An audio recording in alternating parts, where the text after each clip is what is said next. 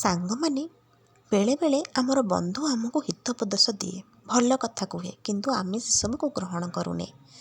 ଚାଲନ୍ତୁ ଆଜି ମୁଁ ୟାରି ଉପରେ ଗୋଟିଏ ସୁନ୍ଦର ଗପଟି ଆପଣମାନଙ୍କୁ କହିବି। ମନ ଦେଇ ଶୁଣନ୍ତୁ, ଦେଲେ ସାଙ୍ଗର ମହତ୍ତ୍ୱ କ'ଣ ଜାଣିପାରିବେ। ଶୁଣନ୍ତୁ। ଗୋଟିଏ ଗ୍ରାମରେ ଗଧଟି ରହୁଥାଏ। ଦିନରେ ସେ ମାଲିକର ବୋଝ ବୁହେ, ରାତି ହେଲେ କୃଷକମାନଙ୍କ ଜମିକୁ ଯାଇ ଫସଲ ଖାଏ, ପୁଣି ସକାଳ ହେବା ପୂର୍ବରୁ ଘରକୁ ଫେରିଆସେ। ପ୍ରତିଦିନ ରାତିରେ ଶସ୍ୟ କ୍ଷେତରେ ବୁଲିବା ଦ୍ୱାରା ତା'ର ଗୋଟିଏ ଶୃଗାଳ ସହିତ ପରିଚୟ ହୋଇଥିଲା। ଶୃଗାଳ ଖୁବ୍ ଚତୁର। ସେ ପ୍ରତିଦିନ ଗଧ ସାଙ୍ଗରେ ଯାଏ। ଗଧଟି କ୍ଷେତର ବାଡ଼ ଭାଙ୍ଗି ଭିତରେ ପଶେ, ସେଥିରେ ଥିବା କଅଁଳ ଘାସ ଓ ଫସଲକୁ ଚରିବାରେ ଲାଗିଯାଏ। ଶୃଗାଳ ମଧ୍ୟ ଏହି ସୁଯୋଗରେ ତା ସାଙ୍ଗରେ କ୍ଷେତକୁ ଯାଏ, ସେଥିରେ ଥିବା ସୁସ୍ୱାଦୁ ଫଳ ଖାଇ ପୁଣି ଲେଉଟି ଆସେ।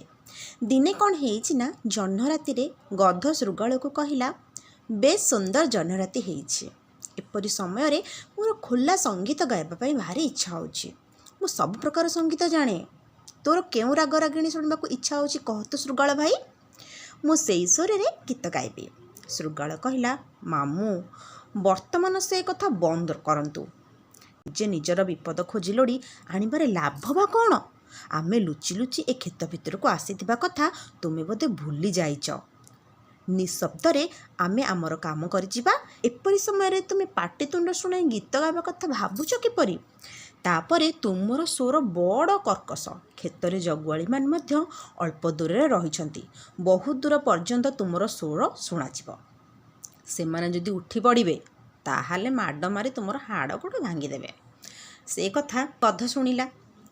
ତାପରେ ଶୃଗାଳ କଥା ଶୁଣି ଗଧ କହିଲା, ମିତ୍ର, ତୁମେ ବନର ଜୀବ, ବନରେ ରହୁଛ, ସଙ୍ଗୀତ ରସ କଥା ତୁମେ ଜାଣିବ ବା କିପରି? ସେଥିପାଇଁ ତୁମେ ଏପରି କହୁଛ। ଶୃଗାଳ କହିଲା, ହଁ ସେ କଥା ବି ସତ କଥା, କିନ୍ତୁ ତୁମେ କେବେ ହେଲେ ଗୀତ ଗାଇ ଜାଣିନାହଁ, କେବଳ ରଡ଼ି କରି ଜାଣିଛ। ଗଧ କ'ଣ କଲା ନା, ଶୃଗାଳର କଥା ଶୁଣି ବହୁତ ରାଗିଗଲା। କହିଲା, କ'ଣ ମୁଁ ସଙ୍ଗୀତ ଜାଣିନି? ତାଳ, ଲୟ, ମାନ, ମୂର୍ଚ୍ଛନା, ନବରସ ଏପରିକି 36 ପ୍ରକାର ରାଗ ରାଗିଣୀରେ ମୁଁ ପଣ୍ଡିତ, କିନ୍ତୁ ତୁ ମୋତେ ସଙ୍ଗୀତ ଶାସ୍ତ୍ର ଜାଣିନାହୁଁ ବୋଲି କହୁଛୁ। ତା'ର କାରଣ ହେଉଛି ଯେ ସଙ୍ଗୀତ ବିଷୟରେ ତୋର କିଛି ଜ୍ଞାନ ହିଁ ନାହିଁ। ଶୃଗାଳ କହିଲା, ତାହେଲେ ତୋ ପରି ସଙ୍ଗୀତ ଜ୍ଞାନୀକୁ ମୁଁ ସଙ୍ଗୀତ ଗାଇବାକୁ ମନା ବା କାହିଁ କରିବି? ବର୍ତ୍ତମାନ ମୁଁ ବାହାରକୁ ଯାଉଛି ହେରି, ତୁ ନିର୍ଭୟରେ ଗୀତ ଗାଉଥା। ଶୃଗାଳ ଚାଲିଯିବା ପରେ ଗଧ ଗୀତ ଗାଇବା ଆରମ୍ଭ କରିଦେଲା। ତା'ର ରଡ଼ି ଶୁଣି କ୍ଷେତ ଜଗୁଆଳିମାନଙ୍କ ନିଦ ଭାଙ୍ଗିଗଲା। ସେମାନେ ତା ପାଖକୁ ଧାଇଁ ଆସିଲେ। ଗଧ ଆଉ ଗୀତ ଗାଇବାରେ ଏତେ ମଜି ଯାଇଥିଲା ଯେ ସେ ଜଗୁଆଳିମାନେ କେତେବେଳେ ଆସିଲେ ସେ କଥା ସେ ଜାଣିପାରିଲାନି। ସେମାନେ କ'ଣ କଲେ ନା, ଗଧକୁ ଠେଙ୍ଗାରେ ପିଟି ପିଟି ପିଟି ପିଟି ପୁରା ଦରମଳା କରିଦେଲେ। ତାପରେ ସେମାନେ ଚାଲିଗଲେ। ଗଧ ତ କିଛି ସମୟ ଛଟପଟ ହେଲା, ତାପରେ ପୁଣି ଉଠିଲା। ତାପରେ କ'ଣ କଲା ନା, ତା ସେ ମାଡ଼ ଭୁଲିଗଲା। ଗଧର ସ୍ୱଭାବ ଏମିତି ଯେ ଯେଉଁ ପର୍ଯ୍ୟନ୍ତ ତା ଉପରେ ମାଡ଼ ବସୁଥିବ ସେ ସେଇତକ ସମୟ ଛଟପଟ ହେବ, ତାପରେ ସେ ସବୁକିଛି ଭୁଲିଯିବ। ଗଧ କିଛି ସମୟ ଟାଣି ଉଟାଳି ହେଲା ପରେ ଗଧ କ'ଣ କଲା ନା, ଟିକେ ରିଲାକ୍ସ ଫିଲ୍ କଲା। ହଉ ମାଡ଼ ତ ଖାଇଛି, ଆଉ କ'ଣ କରିବା। ଶୃଗାଳ ଖଣ୍ଡେ ଦୂରରୁ ଠିଆ ହୋଇ ଏସବୁ ସିଏ ଦେଖୁଥିଲା। ତାପରେ ସେ ପାଖକୁ ଆସିଲା। ଗଧକୁ କହିଲା, କ'ଣ ଗଧ ମାମୁଁ, କ'ଣ ହେଲା? ମୁଁ ମନା କରିବା ସତ୍ତ୍ୱେ ତୁମେ ଗୀତ ଗାଇଲ ଏବଂ ଶେଷରେ ତା'ର ପୁରସ୍କାର କ'ଣ ପାଇଲ? ମୁଁ ଭଲ କଥା କହିଲି, ହେଲେ ତୁମେ ମୋ କଥା ସ୍ୱୀକାର କଲନି।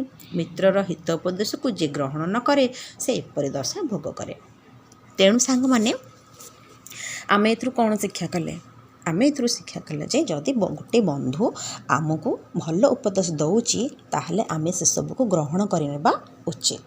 ଯେଉଁଥିରେ ଆମର ଭଲ ହେବ ତାହେଲେ ଆମେ ସେ କଥାକୁ କାହିଁ ଅମାନ୍ୟ କରିବା? ଯଦି ଆପଣଙ୍କର ପ୍ରକୃତ ବନ୍ଧୁ ଆପଣଙ୍କୁ କିଛି ଭଲ ଉପଦେଶ ଦେଉଛନ୍ତି ତାହେଲେ ଆମେ ତାକୁ ମାନିବା ଉଚିତ। ମୋ ଗପଟି ଯଦି ଆପଣମାନଙ୍କୁ ଭଲ ଲାଗିଛି ତ ମୋ ଚ୍ୟାନେଲକୁ ଲାଇକ୍ ଆଉ ସବସ୍କ୍ରାଇବ୍ କରିଦେବେ।